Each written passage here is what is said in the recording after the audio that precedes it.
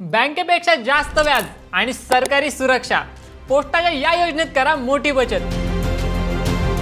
तुमच्या पैशांवर गॅरंटीड परतावा हवाय? मग पोस्ट ऑफिस टाइम डिपॉझिटचे हे नवीन नियम नक्की जाणून घ्या।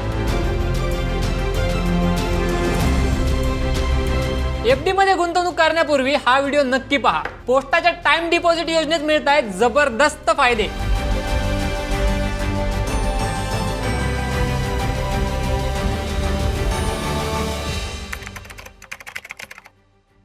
मंडळी, आज आपण एका अशा सरकारी योजनेबद्दल बोलणार आहोत जिथे तुमचे पैसे पूर्णपणे सुरक्षित आहेत आणि त्यावर तुम्हाला बँकेपेक्षाही उत्तम व्याज मिळते। आपण बोलत आहोत पोस्ट ऑफिस टाइम डिपॉझिट या योजनेबद्दल। जर तुम्हाला शेअर मार्केटची जोखीम नको असेल आणि सुरक्षित ठिकाणी गुंतवणूक करायची असेल तर हा व्हिडिओ शेवटपर्यंत नक्की पहा, कारण यात तुमचा खूप मोठा फायदा आहे। मित्रांनो, आमचा प्रयत्न असतो की मराठी माणसाने सुद्धा आर्थिक बाबतीत साक्षर व्हावं। त्यामुळे जर तुम्हाला आमचा छोटासा प्रयत्न आवडत असेल तर बॉसवाला मराठी चॅनलला सबस्क्राइब करून आम्हाला साथ द्या। चला तर मग बोलूयात आता आपल्या विषयाकडे। टाइम डिपॉझिट म्हणजे नक्की काय? नॅशनल सेव्हिंग्स टाइम डिपॉझिट ही भारत सरकारची एक अल्पबचत योजना आहे। सोप्या भाषेत सांगायचं झालं तर ही पोस्टाची एफडीच आहे। यामध्ये तुम्ही ठराविक कालावधीसाठी तुमचे पैसे गुंतवू शकता आणि त्यावर तुम्हाला वार्षिक व्याज मिळते। पुढचा महत्त्वाचा मुद्दा आहे तो म्हणजे गुंतवणुकीची मर्यादा। तर या योजनेचे सर्वात मोठे वैशिष्ट्य हेच आहे की यामध्ये गुंतवणुकीची कोणतीही मॅक्झिमम लिमिट नाही। हे आपण काही मुद्द्यांच्या आधारे समजून घेऊयात। पहिला मुद्दा आहे गुंतवणुकीची कोणतीही मॅक्झिमम लिमिट नाही। बऱ्याच सरकारी योजनांमध्ये उदाहरणार्थ पीपीएफ किंवा सुकन्या समृद्धी योजनेत वर्षाला 1.5 लाख रुपये किंवा ठराविक मर्यादेपर्यंतच पैसे भरता येतात, पण या योजनेत तसं नाहीये। याचा मोठा फायदा असा की जर तुमच्याकडे मोठी रक्कम असेल, उदाहरणार्थ घर विकून आलेले पैसे, रिटायरमेंटचे फंड किंवा बोनस, तर तुम्हाला ती वेगळ्या ठिकाणी विभागून ठेवण्याची गरज नाही। तसंच मोठ्या गुंतवणुकीसाठी उत्तमच, तुम्ही इथे 1 लाख, 10 लाख किंवा 1 कोटी रुपये सुद्धा एकाच वेळी गुंतवू शकता। दुसरा मुद्दा आहे किमान 1000 रुपयांपासून सुरुवात। गुंतवणूक करण्यासाठी तुमच्याकडे खूप मोठे भांडवल असावे असं नाही। ही योजना सर्वसामान्यांसाठी सोयीची आहे। अगदी विद्यार्थी, गृहिणी किंवा छोटे व्यावसायिक सुद्धा दरमहा किंवा जमेल तेव्हा 1000 रुपये वाचून आपले भविष्य सुरक्षित करू शकतात। तसेच प्रवेशही सुलभ आहे। कमीत कमी रकमेची अट असल्याने कोणावरही आर्थिक ताण येत नाही। तिसरा मुद्दा म्हणजे 100च्या पटीत गुंतवणूक। 1000 रुपयांची पहिली गुंतवणूक केल्यानंतर तुम्हाला पुढची रक्कम जमा करताना ती 100च्या पटीत, उदाहरणार्थ 1100, 1500 किंवा 2700 ठेवता येते। यात लवचिकता आहे मित्रांनो। समजा तुमच्याकडे 1250 रुपये असतील तर तुम्ही 1200 रुपये गुंतवू शकता। हिशोब ठेवण्यासाठी आणि व्याजाच्या गणितासाठी ही राऊंड फिगर पद्धत अत्यंत सोपी आहे। चौथा महत्त्वाचा मुद्दा म्हणजे मोठ्या फंडाची सुरक्षितता। जेव्हा आपण मोठी रक्कम कुठेतरी गुंतवतो तेव्हा पैसे बुडणार तर नाहीत ना, ही भीती असते। मात्र या 2 गोष्टी महत्त्वाच्या आहेत। एक म्हणजे सरकारी हमी। ही योजना सरकारी पाठबळ असलेली असल्यामुळे तुम्ही 10 लाख गुंतवा किंवा 1 कोटी, तुमचे पैसे पूर्णपणे सुरक्षित असतात। दुसरं म्हणजे निश्चित परतावा। शेअर मार्केटच्या चढ उताराचा यावर काहीही परिणाम होत नाही, त्यामुळे तुमचे मोठे फंड इथे शांतपणे वाढू शकतात। थोडक्यात सांगायचं झालं तर ही योजना अशा लोकांसाठी एक सुवर्ण संधी आहे ज्यांना कमी रिस्क घ्यायची आहे, मोठी रक्कम एकाच जागी सुरक्षित ठेवायची आहे आणि ज्यांना गुंतवणुकीचे नियम सोपे हवे आहेत। आता व्याजाचे दर पाहूयात। हे दर आपण 1 जानेवारी 2026 ते 31 मार्च 2026 साठीचे पाहूयात। 1 वर्षासाठी 6.9% दर, 2 वर्षांसाठी 7% दर, 3 वर्षांसाठी 7.1% दर आणि 5 वर्षांसाठी 7.5% दर असे आहेत। विशेष म्हणजे सर्वात जास्त परतावा हा 5 वर्षांच्या कालावधीसाठी मिळतो।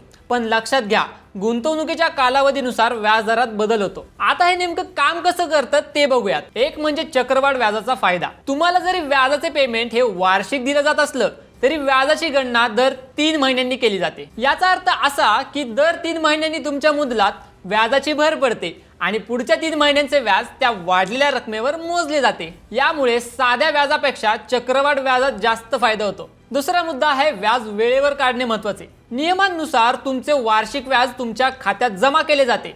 जर तुम्ही ते व्याज वेळेवर काढले नाही तर ते तुमच्या खात्यात तसेच पडून राहील। महत्त्वाची गोष्ट म्हणजे या पडून राहिलेल्या व्याजावर सरकार किंवा बँक पुन्हा व्याज देत नाही। त्यामुळे गुंतवणुकीचा पूर्ण फायदा घेण्यासाठी ते व्याज काढून घेणे किंवा पुन्हा गुंतवणे योग्य ठरते। थोडक्यात काय, जर तुम्ही 5 वर्षांसाठी पैसे गुंतवले तर तुम्हाला सर्वाधिक 7.5% दराने फायदा मिळेल। ही योजना अशा लोकांसाठी उत्तम आहे ज्यांना सुरक्षित गुंतवणूक आणि निश्चित परतावा हवा आहे। पोस्ट ऑफिस टाइम डिपॉझिटवर मिळणारे वार्षिक व्याज तुम्ही तुमच्या सोयीनुसार मिळवू शकता.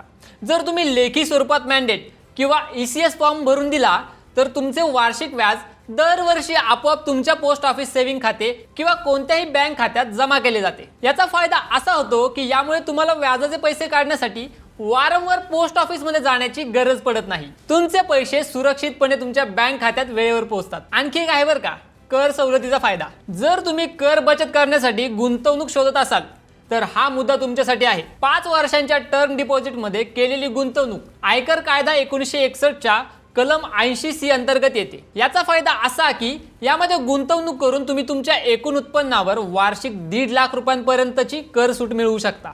लक्षात ठेवा, ही सवलत फक्त 5 वर्षांच्या मुदत ठेवीवरच मिळते, 1 किंवा 2 वर्षांच्या ठेवीवर नाही. आता तुम्ही म्हणाल, अरे अतुल भाऊ हे सगळं ठीक आहे, पण हे खातं कोण उघडू शकतं ते तर सांगतो, टेन्शन ना घेऊ. एक आहे कोणताही भारतीय नागरिक. भारतात राहणारा कोणताही नागरिक हे खातं उघडू शकतो. यासाठी वयाची कोणतीही अट नाही, फक्त तुमच्याकडे आवश्यक कागदपत्र हवी, जसे की आधार कार्ड, पॅन कार्ड आणि पासपोर्ट आकाराचे फोटो असणे आवश्यक आहे. NRI म्हणजे अनिवासी भारतीयांना हे खातं उघडता येत नाही. दुसरं आहे वैयक्तिक खाते. 18 वर्षांवरील कोणतीही व्यक्ती स्वतःच्या नावाने हे खाते उघडू शकते. या खात्याचं संपूर्ण नियंत्रण त्याच व्यक्तीकडे असतं आणि खात्यातील व्यवहारांसाठी इतर कोणाच्याही परवानगीची किंवा सहीची गरज नसते. तिसरा मुद्दा आहे संयुक्त खाते. जेव्हा 2 किंवा 3 व्यक्तींना मिळून बचत करायची असते तेव्हा ते जॉईंट अकाउंट उघडू शकतात. याचे 2 महत्त्वाचे प्रकार आहेत. एक म्हणजे जॉईंट ए. या प्रकारात खात्यातून पैसे काढताना किंवा कोणताही व्यवहार करताना सर्व खातेदारांची सही आवश्यक असते. आणि दुसरा मुद्दा आहे जॉईंट बी. याला ईदर ऑर सर्व्हायव्हर असेही म्हणतात. यामध्ये व्यवहारासाठी कोणीही एक खातेदार सही करू शकतो. चौथा मुद्दा म्हणजे मुलांच्या किंवा मानसिक अक्षम व्यक्तीच्या नावावर खाते. लहान मुले. जर मुलाचं वय 10 वर्षांपेक्षा कमी असेल तर त्याचे आई वडील किंवा कायदेशीर पालक त्याच्या वतीने हे खातं उघडू शकतात. जी व्यक्ती स्वतःचे निर्णय घेण्यास सक्षम नाही अशा व्यक्तीच्या सुरक्षिततेसाठी त्याचे पालक त्याच्या नावाने खाते सुरू करू शकतात. पाचवा मुद्दा आहे 10 वर्षांवरील मुले. ज्या मुलांचं वय 10 वर्ष पूर्ण झालं आहे त्यांना पोस्ट ऑफिस विशेष सवलत देतं. अशी मुले स्वतःच्या नावाने खाते उघडू शकतात आणि ते स्वतः हाताळू शकतात. यामुळे मुलांमध्ये लहानपणापासूनच बचतीची आणि आर्थिक व्यवहाराची शिस्त लागते. आता काही महत्त्वाच्या गोष्टी बघूयात. एक म्हणजे तुम्ही तुमच्या स्वतःच्या नावावर किंवा दुसऱ्या व्यक्तीसोबत मिळून कितीही खाते उघडू शकता. खात्यांच्या संख्येवर कोणतेही बंधन नाही. जर खाते एखाद्या 18 वर्षांखालील मुलाच्या किंवा मुलीच्या नावावर असेल तर वयाची 18 वर्षे पूर्ण झाल्यावर त्यांना ते खाते प्रौढ खात्यात बदलून घ्यावे लागेल. यासाठी पोस्ट ऑफिसमध्ये जाऊन पुन्हा एकदा नवीन खाते उघडण्याचा फॉर्म किंवा नवीन KYC कागदपत्र जसे की आधार कार्ड, पॅन कार्ड किंवा फोटो इत्यादी जमा करणे आवश्यक आहे. तुम्ही तुमचे खाते ई-बँकिंग किंवा मोबाईल बँकिंगद्वारे देखील उघडू शकता.